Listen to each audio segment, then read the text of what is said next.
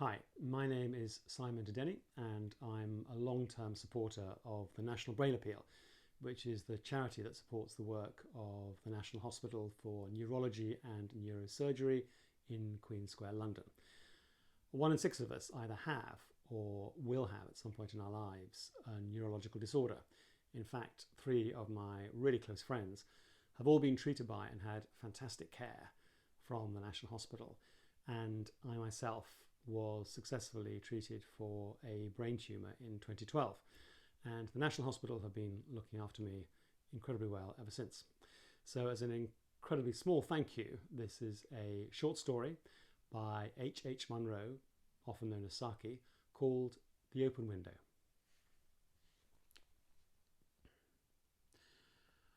"My aunt will be down presently, Mr. Nuttall," said a very self-possessed young lady of 15. "In the meantime, you must try and put up with me." Frampton Nuttall endeavoured to say the correct something, which should duly flatter the niece of the moment, without unduly discounting the aunt that was to come. Privately, he doubted more than ever whether these formal visits on a succession of total strangers would do much towards helping the nerve cure which he was supposed to be undergoing. "I know how it'll be," his sister had said when he was preparing to migrate to this rural retreat. "You will bury yourself down there and not speak to a living soul, and your nerves will be worse than ever from moping. I shall just give you letters of introduction to all the people I know there. Some of them, as far as I can remember, were quite nice." Frampton wondered whether Mrs. Sappleton, the lady to whom he was presenting one of the letters of introduction, came into the nice division. "Do you know many of the people round here?" asked the niece, when she judged that they had had sufficient silent communion. "Hardly a soul," said Frampton.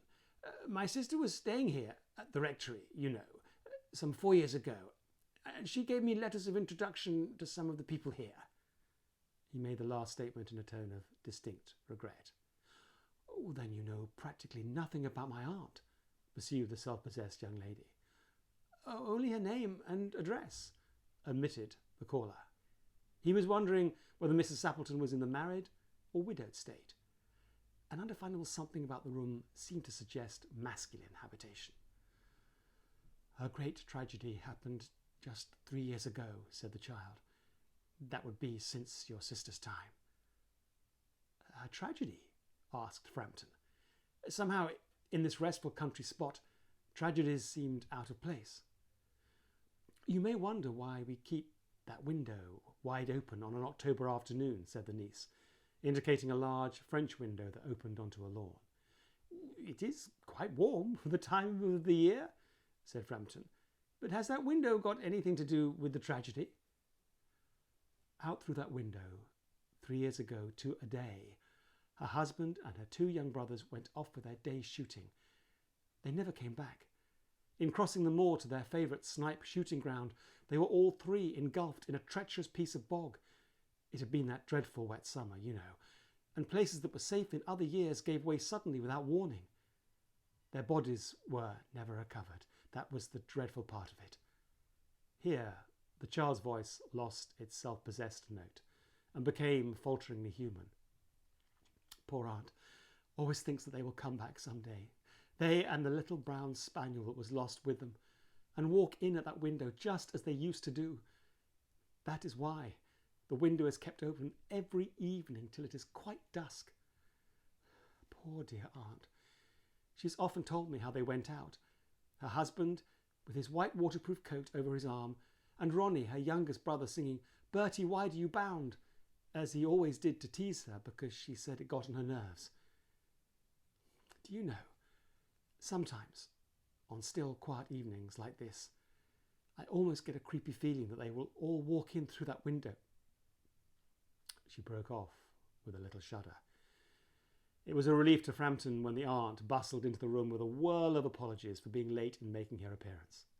"I hope Vera has been amusing you," she said. "She has been very interesting," said Frampton.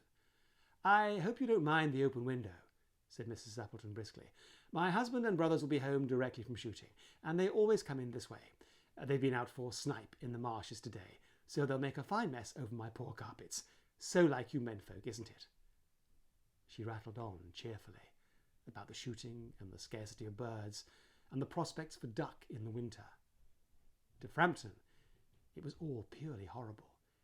He made a desperate but only partially successful effort to turn the talk onto a less ghastly topic. He was conscious that his hostess was giving him only a fragment of her attention, and her eyes were constantly straying past him to the open window and the lawn beyond. It was certainly an unfortunate coincidence that he should have paid his visit on this tragic anniversary. The doctors agree in ordering me complete rest, an absence of mental excitement, and avoidance of anything in the nature of violent physical exercise, announced Frampton, who laboured under the tolerably widespread delusion that total strangers and chance acquaintances are hungry for the least detail of one's ailments and infirmities, their cause and cure. On the matter of diet, they are not so much in agreement, he continued. No, said Mrs. Appleton, in a voice which only replaced a yawn at the last moment. Then she suddenly brightened into alert attention, but not to what Frampton was saying. Here they are at last, she cried, just in time for tea, and don't they look as if they were muddy up to the eyes? Frampton shivered slightly and turned towards the niece with a look intended to convey sympathetic comprehension. The child was staring out through the open window with a dazed horror in her eyes. In a chill shock of nameless fear, Frampton swung round in his seat and looked in the same direction. In the deepening twilight, 3 figures were walking across the lawn towards the window. They all carried guns under their arms, and one of them was additionally burdened with a white coat hung over his shoulders. A tired brown spaniel kept close at their heels. Noiselessly, they neared the house, and then a hoarse young voice chanted out of the dusk, I said, Bertie, why are you bound? Frampton grabbed wildly at his stick and hat. The hall door, the gravel drive, and the front gate were dimly noted stages in his headlong retreat. A cyclist coming along the road had to run into the hedge to avoid imminent collision. Here we are, my dear, said the bearer of the white mackintosh, coming in through the window. Fairly muddy, but most of it's dry. Who was that who bolted out as we came up? A most extraordinary man, a Mr. Nuttall, said Mrs. Appleton. Could only talk about his illnesses and dashed off without a word of goodbye or apology when you arrived. One would think he had seen a ghost. I expect it was the spaniel, said the niece calmly. He told me he had a horror of dogs. He was once hunted into a cemetery somewhere on the banks of the Ganges by a pack of pariah dogs, and had to spend the night in a newly dug grave, with the creatures snarling and grinning and foaming just above him, enough to make anyone lose their nerve. Romance, at short notice, was her speciality.